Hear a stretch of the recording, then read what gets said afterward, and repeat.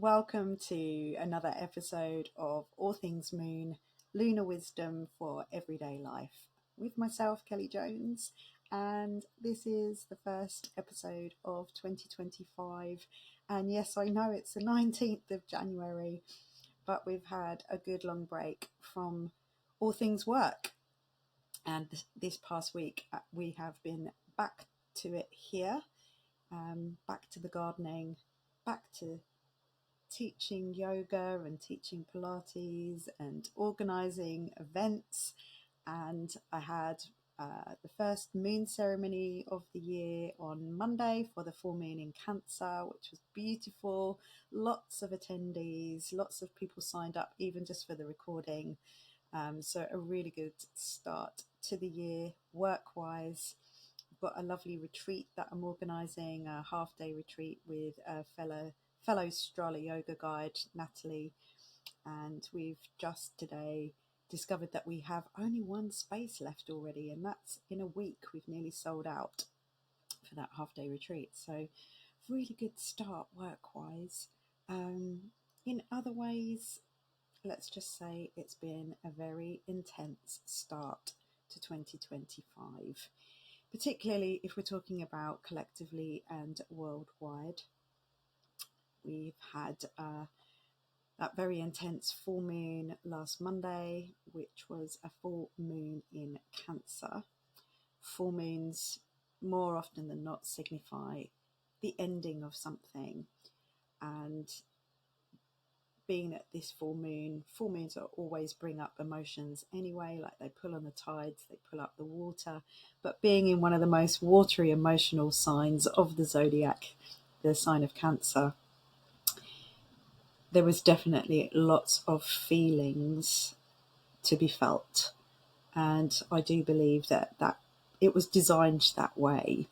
With Mars currently going retrograde backwards through the sign of Cancer, which really, if we think about it, retrogrades, as I've explained before, the planet's not really travelling backwards, it's actually stationed and everything else is moving forwards, which gives the appearance of moving backwards.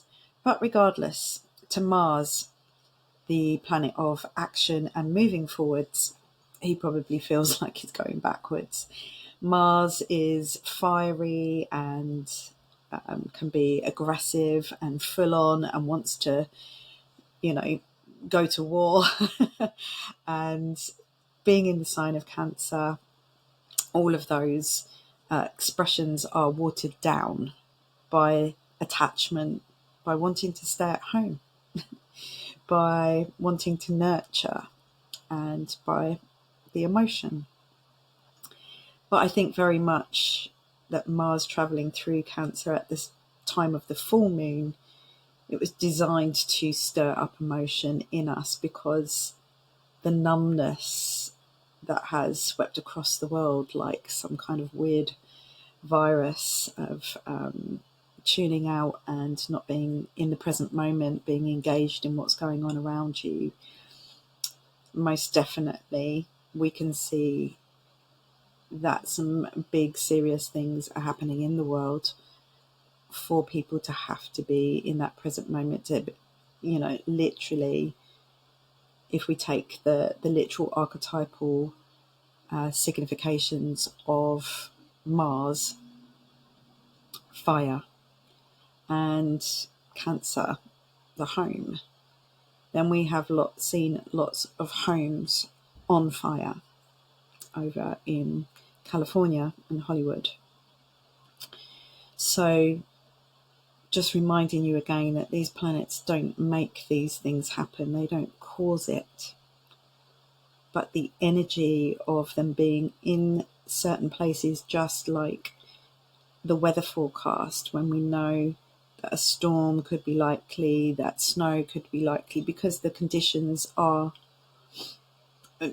set that way, they are in alignment for those things to be more likely, then we don't know how it's going to show up or where it's going to show up, but these things are more likely to happen. And in some kind of strange way, in some kind of grand design, they've been brought to the surface. They've been brought to show us something. So maybe with Venus currently travelling through Pisces, with Saturn and Neptune in Pisces, there's a lot of Pisces energy. And Pisces signifies, one of its expressions is compassion. And so we can see where these planetary alignments and energies and archetypal stories have brought about the need to show emotion, to show compassion, to bring us into the present moment with that Pluto in Aquarius, collective, humanitarian, community. All of those things are there. Anyway, and there's so much to tell you about. So I had a lovely Christmas break, been away lots of times in our camper van, visiting friends, visiting family, hiding out in the woods, being on the beach in Norfolk in the freezing cold, lighting fire pits, getting the log burner on, sitting doing nothing, and being much more present and having lots of time to reflect. And with Mars being in the sign of Cancer, as I have told you before, if you've been listening, that I actually have Mars in Cancer in my birth chart, and I have my Sun in Cancer, so I'm a Cancerian. And so I know that even though I've had this big rest and I feel energized enough to take some action, I know that that action could be frustrating and maybe not happen as fast as I would like it to. So the opposite sign of Cancer is Capricorn, and up until today, that's where the Sun has been residing, in the sign of Capricorn. And Capricorn's a much more methodical, systematic, strategy and practical and goal-orientated than I am naturally.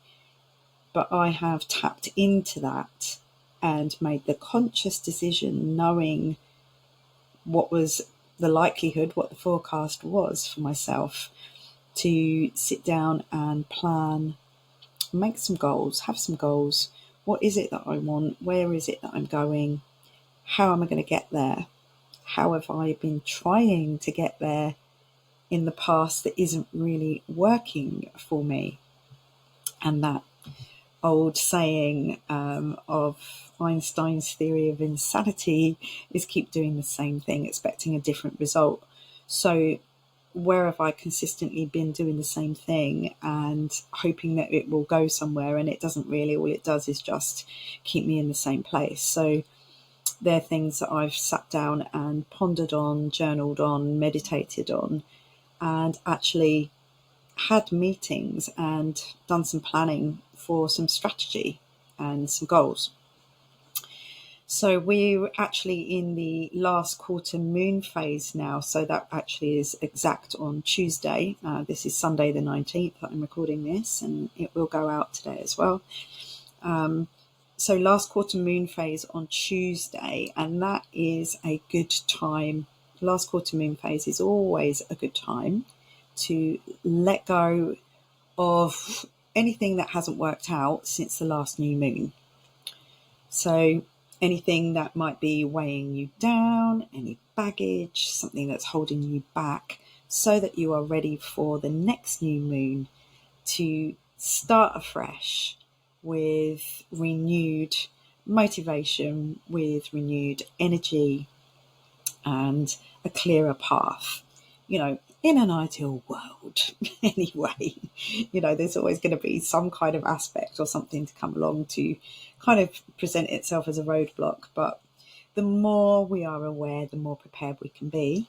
The full moon in Cancer, as I said, brought lots of endings, and I have seen quite a lot of loss in this past week or so, and including for myself and my family, our family friends that we grew up with. So one of my dad's best friends, my mum and dad's best friends, George. He passed away right on the full moon, and also my nieces, their little rat called Nibbles, passed away. And this all happened in the home. My family was sitting with Nibbles whilst he passed away.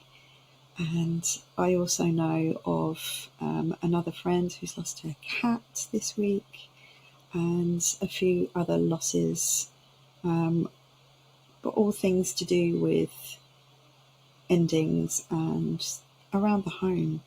So anyway, I don't want to drag the frequency down. Let's pull it back up, and let's jump into the fact that I believe it was on the 11th. I haven't got that written down in my notes, but on the 11th, pretty sure, the nodes of the moon moved signs. So every planet has got nodes, and because the moon is the closest one to us, the nodes of the moon have a great effect. And wherever the nodes of the moons are, we've got the north node and the south node. Wherever they are, that is where the eclipses will occur. So whichever sign those nodes are in is where the eclipses will occur in the next eclipse season. Although we are still seeing the ending of the last set of eclipses from that axis, which was the Aries Libra axis, as we shift into the nodes of the moon being the north node being in Pisces and the south node being in Virgo. In a very, very basic way, the north node is kind of where we're heading collectively and personally. It's kind of, our destiny, our purpose, where we're moving towards. And the south node is kind of what we're leaving behind. It's old patterns and things that maybe things from ancestors and things from our own past and from our childhood, and patterns and habits and things that need to be left behind.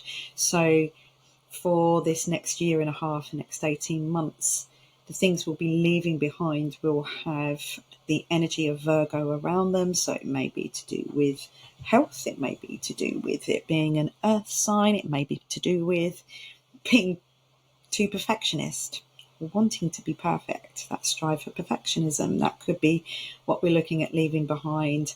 And with the north node being in Pisces, that Pisces is the last sign of the zodiac. And if you're feeling a little confused about the fact that that Aries is the first sign and Pisces is the last, the moon's nodes are always retrograde.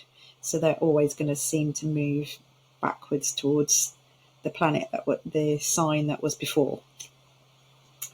So sorry if that confuses you, but we're moving from Aries towards backwards into Pisces, or retrograde into Pisces. That's where they'll be going. So we're going to see a significant shift in the energy of where we're headed collectively and personally, because Pisces is that sign of, it's the most spiritual return to spirit. If you think of the whole story of the zodiac, it is the last part of the story when we've done the whole journey and we return to being spirit, to being ethereal, to being intangible. It's not solid matter. It's the unseen, if you like. It's a bit 12th housey, mysterious, bit mystical. And so that's where we're going to see the eclipses happening. So it's going to feel very, very different, that Aries pioneering start of the zodiac, taking a leap of faith, the I am. So we've been looking at, we've still got Chiron in Aries at the moment, and Aries is the I am, it's all to do with self, whereas Pisces is to do with the whole thing, unity.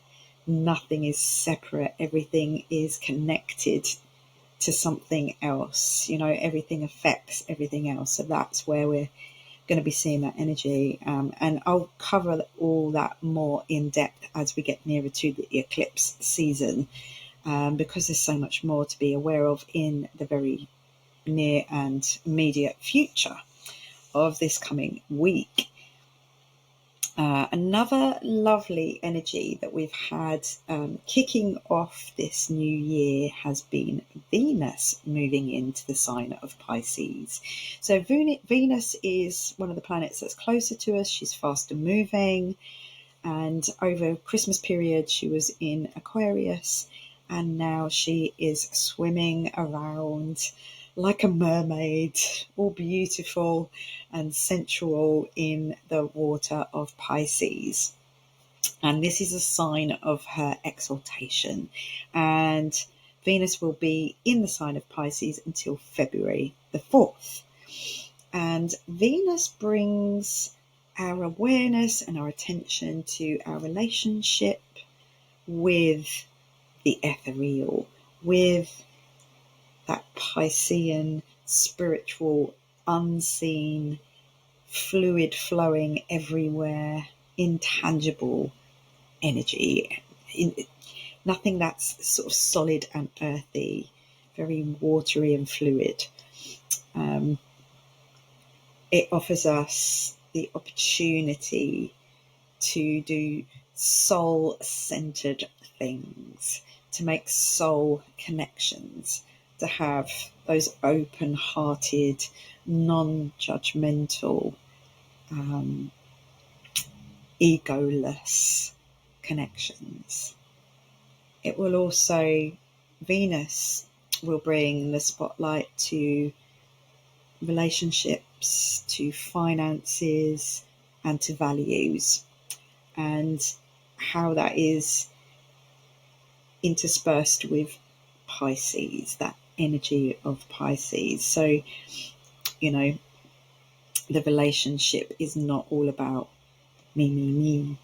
It's about the whole thing, how we are unified, and how can we be more creatively orientated with our finances, maybe. So where can we do something slightly different, and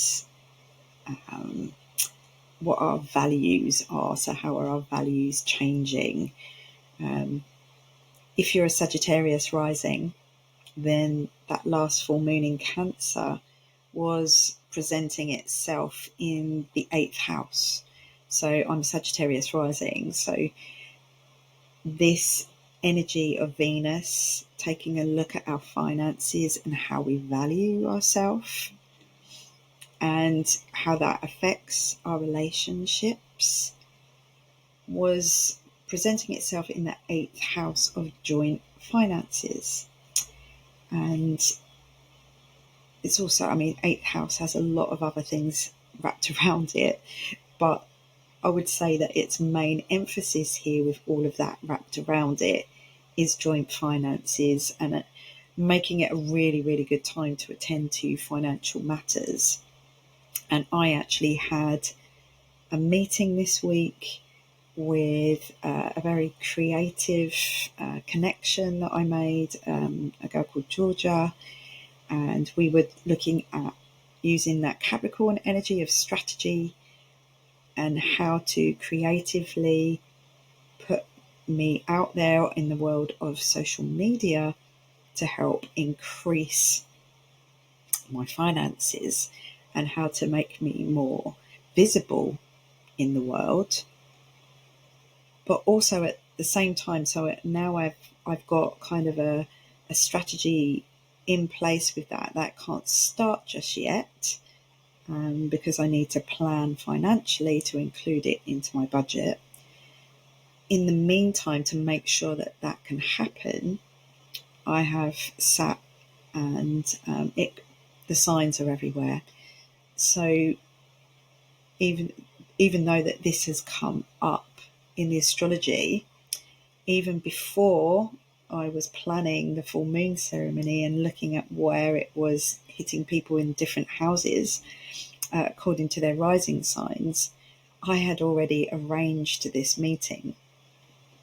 And I had also downloaded a book which was called Wounds to Wealth. And that book is by a lady, I think her name is Emily June Wilcox. But it's about the wounds that we carry with us that get in our way of being wealthy financially. And I thought I would take this time that I know that action is highly unlikely because of the Mars retrograde in Cancer, to plan ahead, and during that time, by the time I get there to that time when I'm ready to do all of this and take that action forwards, that I will have worked on the things that would get in my way, that are deep-seated beliefs and wounds. So it's interesting that sometimes it's really good to know what's coming so that you can be much more prepared. But also, when I start to look more deeply into this to share it all with you guys, that I realise that I've already done something intuitively, knowing that this was coming. So anyway, what else is going on? So Venus has been travelling through the sign of Pisces, and even though she loves it there and she's exalted there, of course, just like anything, as you're travelling, you usually come across some kind of roadblock, some kind of hold up, other travellers to deal with. And this week, Venus has been in a square to Jupiter, and could be lovely because Jupiter and Venus are the benefic planets. They're the better ones to bring together because they generally are an auspicious combo. But Jupiter being the planet that expands everything and can exaggerate everything, with Venus in Pisces, then we could have been looking at feeling overwhelmed. A really good time to look at where our boundaries are, because in Pisces, boundaries are hard to find. Pisces struggle with boundaries. So we could have overgiven. Venus likes to be indulgent, so we could have overindulged, and we could have overpromised, and we also could have overcommitted ourselves. So as today has arrived, Venus has moved on from that square to Jupiter and is now, she's bumped into strict Father Saturn, because Saturn is still in the sign of Pisces at the moment. And Saturn and Neptune are going to be moving out of Pisces this year. So it's a really, really big year in the way of all the outer planets are going to be moving signs. So kind of around June time this year, there's going to be some, a very, very big change in energy in the whole entire world, because we've got these really big shifts. And I will talk about those as they arrive in more depth. But today, the current moment, in the present moment, Venus is in a conjunction with Saturn. And Saturn is like the reality check. So as Venus is drifting and exalted in Pisces, being all overly everything, suddenly she bumps into strict Father Saturn, who wakes her up out of her illusionary dream, because remember, Neptune is still there in Pisces as well, and a cold dose of reality. Yep. To break you out of your over optimism. So I could give you an example of that. So where we've been, very excited about selling it's sold out pretty much in a week. We've got one space left, and I think that's pretty much gone as well. So let's just say we're sold out for our retreat in March. We've had more people inquiring, wanting to come along than we have spaces for. And that's some people wanting to come along with friends. So they'd rather either come with their friend or not come, which hence the reason we have one space. But if we fitted everybody in, we haven't got enough space. And we were discussing whether we would be able to fit everybody in, but that would be a bit of a squeeze. And so today I had to be the kind of Saturn, sensible, strict father person that says, well, actually, people come on retreat for space. And so we don't want to restrict space and it to feel a little bit overcrowded. So let's stick with the number that we said we would, and let's just arrange another one and give those people who missed out on this time, first opportunity to book on the next one. But, that was kind of, that over-optimistic feeling. We could have overbooked, but we had to get real about it. So that's a nice day-to-day situation where you could see these things cropping up. It doesn't always have to be a big drama or a big story. So Venus and Saturn together will kind of remind us to take full responsibility for our choices and how we still need to mature in some way. And being that they're in Pisces, that could be spiritual maturity. Yeah.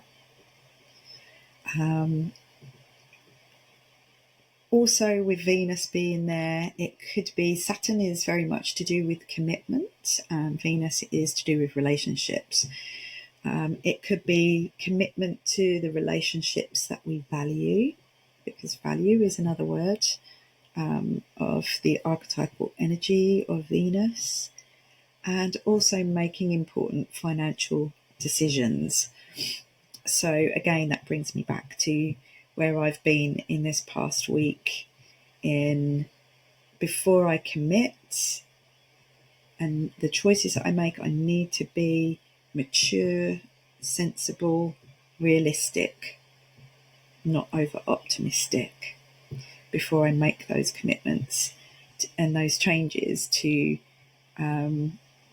my planning ahead for when I can take action, for when Mars moves on. And Mars doesn't really move on out of Cancer until April, and that is the beginning of the zodiac year. So that kind of feels good to me that we're in spring, and I always think, new beginnings don't start till spring anyway, so, take the pressure off. So yeah, it's Venus and Saturn together is not as fun as it could be, but it's a really good time to commit to your spiritual practice. So that meditation practice that's waned, it's a good time to bring it back, to be still, and also to allow your creativeness to come out, because that will allow you the calmness to do those harder things with more ease. And the Strala Yoga that we're teaching on this retreat, Strala Yoga is very much about calm, ease, softening, so that we can do harder things more easily. So yeah, Jupiter and Venus have definitely helped us to fill our retreat as well. So what other things can I tell you? So there is a lovely energy coming up. When is that? It's on the 26th of January, and that is a sextile between Venus in Pisces and Uranus in Taurus. So a sextile is when two planets are roughly, so I'm having a little moment here of things falling over and falling down. that'll do. So a sextile is when planets are 2 signs apart, so roughly 60 degrees apart.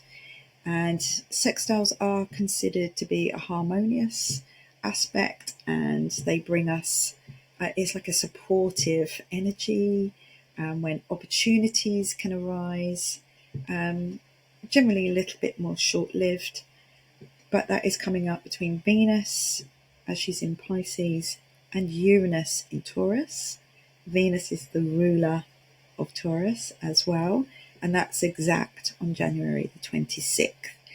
So that will help us explore alternative ways to relate to people, and maybe to discover unusual sources of income, whilst also helping us to welcome change and new perspectives, because Uranus is about change.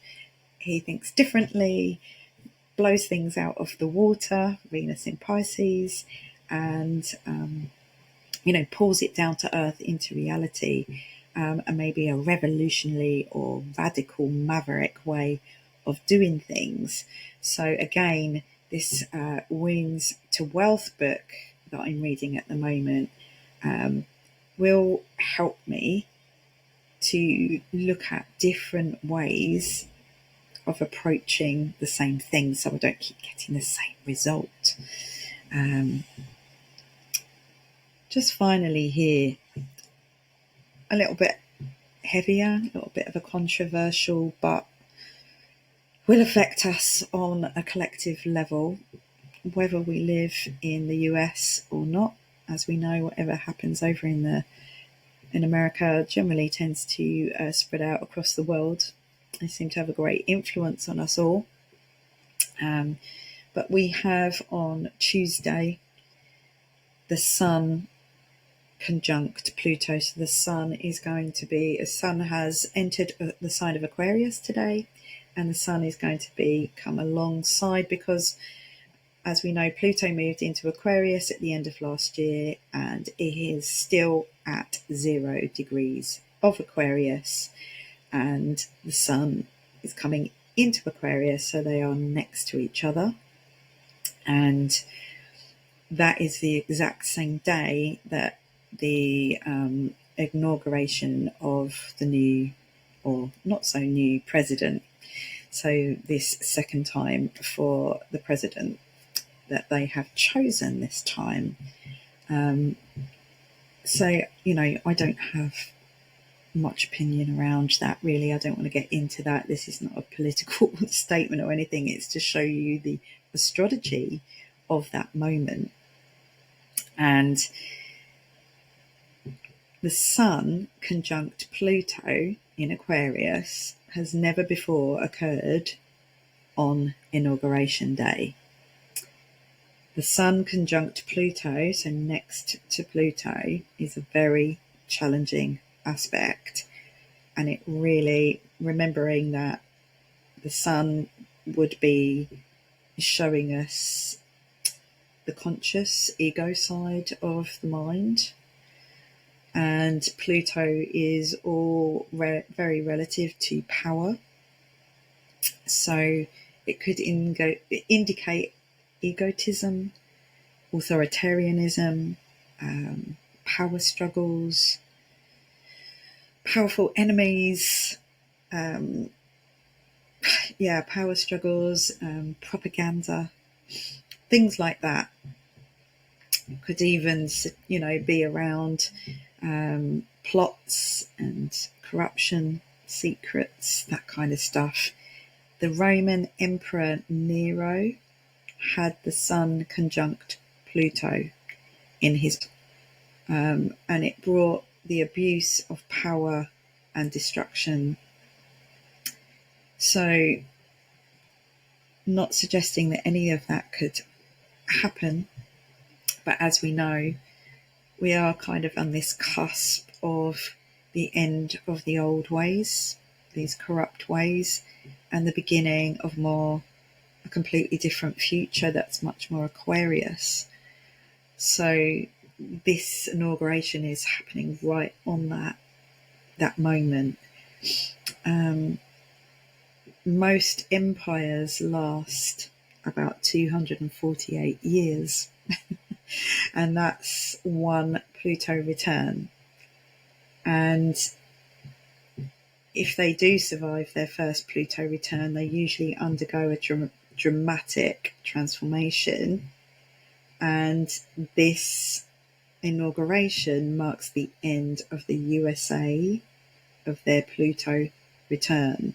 So if you think of a country's birth chart as to when it became the USA, from that moment of birth, this is 248 years Pluto return. So no idea what the ramifications of that are, but sometimes you can't sugarcoat it. On a more personal level, for ourselves, with Pluto in Aquarius, where it's going to remain for the next 20 years, whenever another planet comes into Aquarius now, it's going to obviously meet Pluto, because Pluto is going to be there for 20 years. So he's kind of like, house sitting in Aquarius at the moment. And any guests that come in are going to have to live with Pluto for a little while. Aquarius is to do with the higher mind, to do with consciousness, new frequencies. And if we look that out there into the world, there's so much stuff out there now that you can listen to, so many things being created to do with frequency, to do with the higher mind, to do with consciousness. On that note, on January 31st, that's Friday, the January 31st, if you are local, we have our first Gong to the Moon gong bath of the year, which ties in with the new moon in Aquarius. So on the note of new frequencies, if you've not experienced that before and you're interested in expanding your consciousness and finding out about all of sound healing and things like that, then we have a lovely new venue at Highwood Village Hall near Chelmsford.